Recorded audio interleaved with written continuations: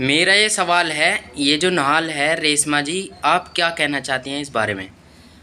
बात ये है कि जो मौका वारदात पर मैं वहाँ नहीं थी, लेकिन जो मैं सुन रही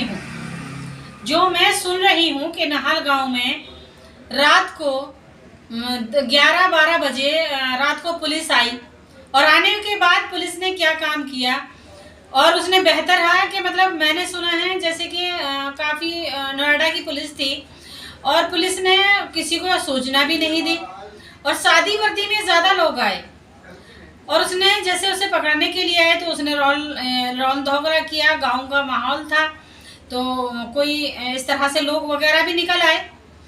अब अल्लाह बेहतर जाने कि पुलिस वालों की गोली उसको लगी या मतलब गांव वालों की गोली उसे लगी या गोली किसने मारी।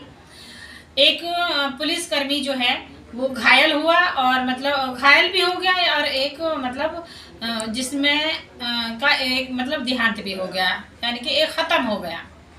उसका मतलब मैं ये कहना चाहती हूँ कि अगर वो लड़का वहाँ मौजूद था और आप लोगों ने पकड़ लिया, और गांव वाले कह रहे हैं कि वो ले गए, हमारे सामने पकड़ कर ले गए थे, तो वो गया तो तुम्हारे हाथों से चला कैसे गया? ये हमारी पुलिस की कैसी नाकामी है कि मतलब वो लड़का हाथों से निकल गया, और हाथों से निकल गया तो फिर गया कहाँ? जब लोग जवाब दे रहे हैं कि मतलब वो लड़का साथ में लेकर गए हैं, उस लड़के को पकड़ कर लेकर गए हैं, तो उसके हाय तौबा के चक्कर में यानी जो मर भी गया है और उसे लेकर भी गए हैं, और भी पुलिस फोर्स आ गई और भी वो हो रहा है। इसका मतलब ये तो नहीं जब तुम उससे ले गए तो फिर उसी को कर देते। और वो लड़का कहाँ गया कहाँ नहीं गया, उसका क्या किया है क्या नहीं किया है। बशर्ते काफ़ी लोगों के मैंने सुना है कि काफ़ी लोगों को जो है गोली मार मार के यानी कि मुठभेड़ दिखा रहे हैं। ये तो बात गलत है। एक आदमी मतलब 1 से 1.5 किलोमीटर का है और वहाँ का नहीं है, वो नहल के उस पार का है, तो नहल में क्या मतलब वो वहाँ से आ गया था उस वक्त, या वहाँ से मतलब वहाँ तो नहीं पहुँचा होगा। और एक दिन में अगर वो कहीं भी पहुँच गया तो उसको पकड़ते, उसको मतलब किसी भी तरह से वो करते। अब वहाँ से 4-5 रोज से दूसरे जवानों को उठा उठा कर मार रहे हैं, ये तो गलत बात है ना। जी। ये तो गलत बात है। मुसलमानों को या तो वो ये सोच रहे हो कि मुसलमान हैं, मुसलमानों के अक्सर ऐसा ही करते हैं वो मुसलमानों के साथ में कि ये शासन और प्रशासन मतलब ये, मैं तो प्रशासन से नहीं, मैं तो शासन से ये सवाल पूछती हूँ, क्या ये देश संविधान से चल रहा है? क्या ये संविधान इस बात को कहता है कि एक आदमी करे और मतलब उसके आसपास के 2-4 लोग, जो भी लोग वहाँ 10-12 लोग होंगे, 10-12 लोग ही, ज़्यादा से ज़्यादा 50 लोग आ जाएंगे, 2000 लोग तो नहीं आ सकते, 200 लोग तो नहीं आ सकते, 500 लोग तो नहीं आ सकते। रात में वैसे भी लोग कम ही किसी के अपने घर से निकलते हैं, बहुत मुश्किल से निकल पाते हैं। और अगर ऐसा हुआ तो वो लड़का उनके हाथों से निकल कैसे गया? और अगर निकल भी गया तो अब ये पीएससी जो वहाँ पर पड़ी हुई है, और ये मतलब जो भी वहाँ मिलिट्री पड़ी हुई है, पीएससी पड़ी हुई है, या जो भी वहाँ पर विभाग पड़ा हुआ है, मैं तो ये कहना चाहती हूँ कि वहाँ जो बंदिश कर रखी है, नाकाबंदी कर रखी है, क्या गांव वाले कहीं जाएंगे नहीं? क्या गांव वाले काम नहीं करेंगे? सब कारोबार करने वाले हैं। आखिर मुसलमानों को इस देश में अगर नहीं रहने देना है तो साफ बोल दो ना कि इस देश से ही निकल जाओ, वहाँ उनसे नागरिकता छीन लो सबकी।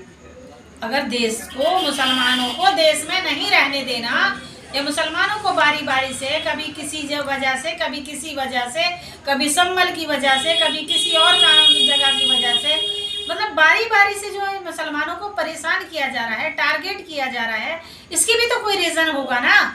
आखिर जब से बीजेपी की सरकार आई है, जब से ही तो ये टारगेट हो रहा है। क्यों हो रहा है ये सब ऐसा?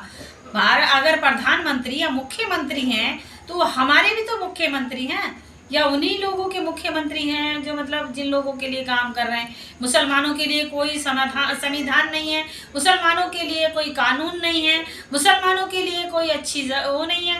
मुसलमानों के लिए तो बस जो भी है वो बस जिस तरह भी मतलब हिटलर शाही दिखाई जाए, या जिस तरह भी मतलब गलत किया जाए मुसलमानों के साथ, जितना गलत किया जाए उतना कर लो। ये तो गलत बात है ना। आप भी तो नाइंसाफी हो रही है मेरे देश में। हम इस देश के नागरिक नहीं है क्या? हम इस देश में नहीं रहते क्या? हम मुसलमान इस देश के नहीं है क्या? जाती हैं, हमारी भी वोटें लगती हैं, हमारी भी वोटों से सबसे ज्यादा अगर कोई डालता है ना, वोटिंग करता है तो मुस्लिम और एससी करता है, जिसको इंसाफ नहीं मिल रहा है।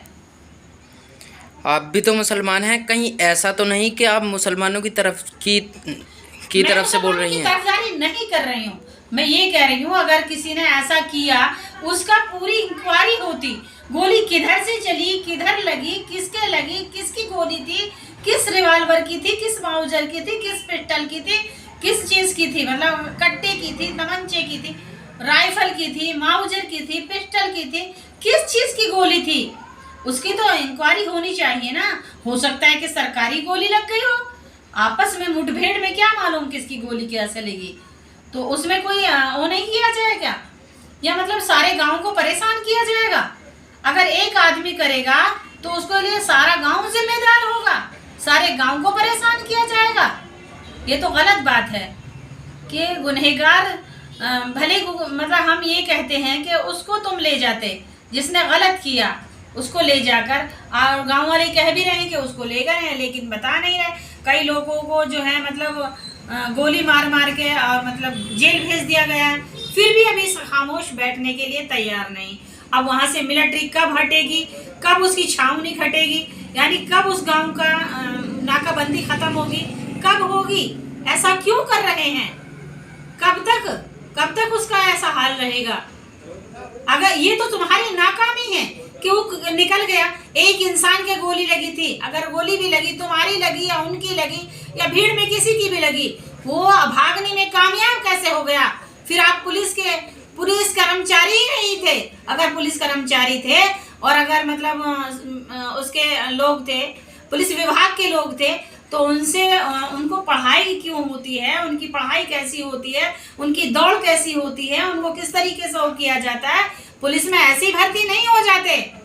तो फिर आपने मतलब उसको जाने कैसे दिया, उसे निकल कैसे गया तुम्हारे चुंगल से जब तुम्हारे हाथों में आ गया? ये बिल्कुल नाकामी है। और बड़े उसका वो दिखाए जा रहे हैं।